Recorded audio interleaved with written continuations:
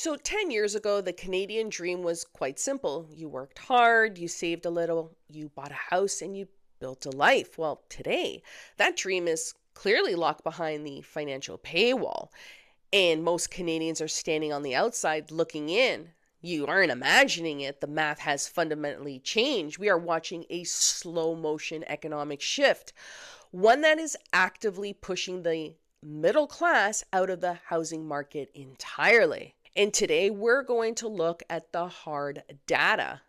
Data why our standard of living is dropping and what this macroeconomic nightmare means for the future of your family's housing. So let's get into it. All right, so let's start with the elephant in the room, debt.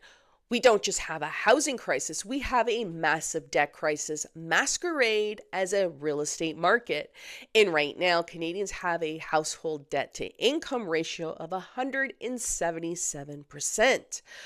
So for every single dollar we earn, we now owe $1.77. We are now among the most indebted populations in the developed world. So the question is, where is all that debt actually going? Well, it's not funding new businesses.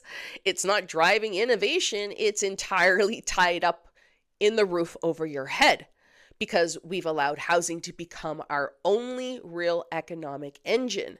Just look at the latest data from the National Bank Housing Affordability Monitor for the Q4 of last year. Mortgage payments for a representative home now consumes over 51% of the median household income. So more than half of your paycheck is gone before you even buy groceries or pay a utility bill. When your entire income goes straight toward a massive mortgage just to survive, the broader economy suffers. Families cut back on everything else. That's vacations, education, savings, even basic repairs, because the house owns them, not the other way around. And for the looming wave of mortgage renewals, this debt trap is about to spring shut. Thousands of over-leveraged homeowners are running out of time. They bought at the peak. They are renewing at higher rates. And the equity they thought they had is vanishing very quickly. One missed payment, one job hiccup, and the whole thing collapses on them. Now let's talk about the disconnect between population and infrastructure. We have relied on massive waves of immigration to prop up top-line economic numbers. But see, here's the harsh reality the government won't say out loud. You cannot grow a population at record speed without building the infrastructure to support it. Our housing supply is fundamentally broken. We are facing decades of systematic underbuilding. Combined with crippled red tape and permit delays at the municipal level, it would take years just to get the approval to break ground on new homes. So by the time the project is built, the demand has already outpaced it tenfold. And this is not an accident. Governments have learned heavily on rising home prices for years. They use the wealth factor to make homeowners feel rich on paper.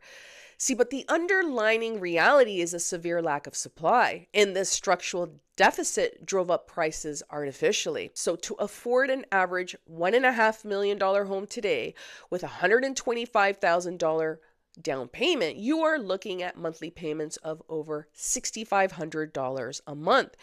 You need a household income of over $250,000 just to qualify. So how many families do you know are making $250,000 a year? Probably very few.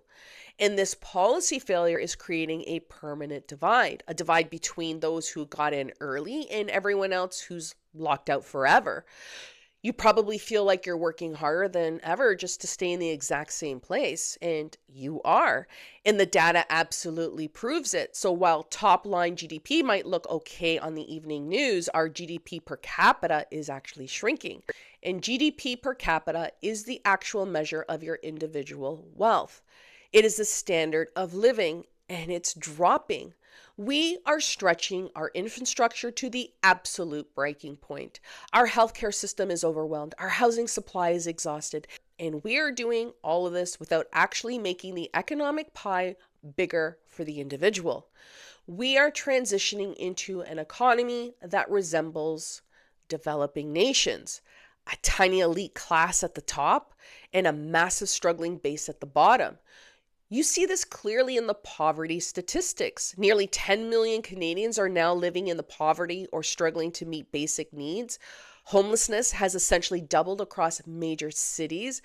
This isn't just an addiction or a mental health crisis. It is a direct result of soaring rent to income ratios. When rent consumes 60 or 70% of a worker's take home pay, one bad month puts them on the street. Food bank usage is at a historic, heartbreaking high. When a country's population is struggling just to buy pasta and bread, who's left to buy those houses?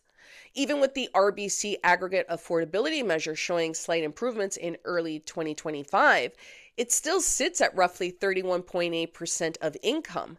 That is well above our long-run historical average, meaning that even on a good day, Canadians are drowning just to keep their homes. The middle class isn't shrinking by accident, it's being squeezed out by design. So why is all our money disappearing? Aside from some of the highest taxes in the world, Canadians are being squeezed from every side. We are living under the weight of corporate cartels. We pay some of the highest telecom, banking, and grocery prices on planet Earth. Why? Because of protected monopolies. There is a massive lack of true competition in this country. When a handful of companies control your food, your internet, and your mortgage rates, the consumer always loses. Every extra $100 you spend at the grocery store or on a cell phone bill is money stolen from your down payment. It's money stolen from your home equity. Couple that with crippling overregulation across the board. We are a massively resource-rich nation, yet it takes well over a decade to approve a mining or energy project. We tax innovation and development into the ground. And this directly impacts the housing sector. When builders face years of red tape, zoning fights, and exorbitant development charges just to build a townhouse, who do you think pays for that? You do. The end buyer pays for every single delay and every single tax.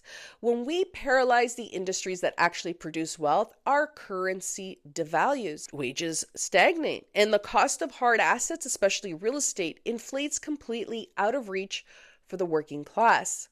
We have created an environment that punishes builders and rewards speculators. So let me give you a real world example. And BNN Bloomberg covered the story of Mai Trinh. She is a brilliant Gen Z international student from Vietnam who graduated from Simon Fraser University. She co-founded Internet Backyard. It's a fintech startup. But instead of scaling that business and creating high-paying jobs right here, May and her co-founder, Gabrielle Ravacci, packed up and moved the entire operation to San Francisco. I'm curious, though. I mean, you felt you needed to, you started your tech journey in Canada and then you left Canada. Can you explain why you felt you needed to leave Canada to really get this business going? Yeah, so there's two main reasons. Number one is visa, so I'm building our company. At the same time, the startup visa program in Canada is a 10 years wait time. It just doesn't work for us. And the second reason is that we were told that because we're building a fintech company, the infrastructure that you would need in order to launch quickly and scale successfully, it's only available in the state and not in Canada. Her story went viral in the business community because it isn't an isolated incident. It is a blaring siren warning us of the massive Canadian brain drain. Talented founders in high growth sectors are just packing up and leaving for places for better funding and fewer bureaucratic walls. And you're probably thinking, what does a startup tech leaving for California have to do with my mortgage? Everything. When you push out the very people who are building the companies and the jobs for the future, you completely hollow out the productive side of our economy. We are left with fewer high-paying jobs and much weaker tax base. Yet we still have a surging population competing over the exact same limited housing stock. Prices stay artificially high, but the actual economic prosperity leaves the country. And this is how brain drain quietly makes your life and your housing less affordable over time. So, what happens next? What happens to housing and affordability when a first world country slips into second tier economic status? Well, here's the no sugar coated truth about where Canada real estate is heading over the next 10 years or so. There are three massive shifts you need to prepare for right now. The first one is the death of the starter home, the traditional path of buying a small condo or a bungalow, building equity, and upgrading. Well, for the average Canadian, that path is starting to die. The gap between the average wage and average property values is now a canon. We are entering an era of permanent renter class. We will see a society much like parts of Europe, where people pretty much rent for life. If you do not own a property now, the barrier to entry is only going to get higher. Second, the rise of multi-generational living.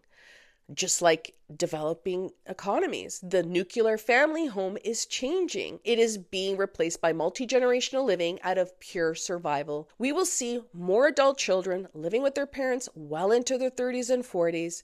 Families will be forced to pool multiple incomes just to cover a single mortgage. Third, the consolidation of real estate wealth. As everyday Canadians are priced out or pretty much forced to sell due to high interest rates, who's going to be buying? Who buys those properties when the middle class defaults? That's a serious question. Institutional investors, massive real estate investment trusts, and the ultra wealthy. That means that the ownership of Canadian land will consolidate into fewer and fewer hands. We are moving toward a system where you will own nothing and you will be paying exuberant rent to massive corporations that will pretty much own everything. This isn't a conspiracy theory. It is the natural mathematical result of our current economic data. I know looking at the data of Canada's economy right now can feel overwhelming, but ignoring the reality of our market won't protect your family. Understanding the game is the only way to win. You cannot rely on the government to fix your financial future. You need to be strategic. You need to focus on paying down bad consumer debt. You need to protect your existing equity. And if you're a first-time buyer, you need to seriously look at alternative markets outside of major urban centers before they get priced out entirely. We're full-time realtors and we see this on the ground every single day. And if you appreciate the honest, unfiltered truth about the Canadian real estate market, please don't forget to hit that like button and subscribe. We are here analyzing the data so you can make better decisions for your future. Now I want to hear from you guys in the comments. Do you feel like the standard of living has dropped over the last 5 years? Are you worried about your kids ever owning a home? Let's talk about it in the comments. Thanks for watching, guys, and I'll see you in the next one.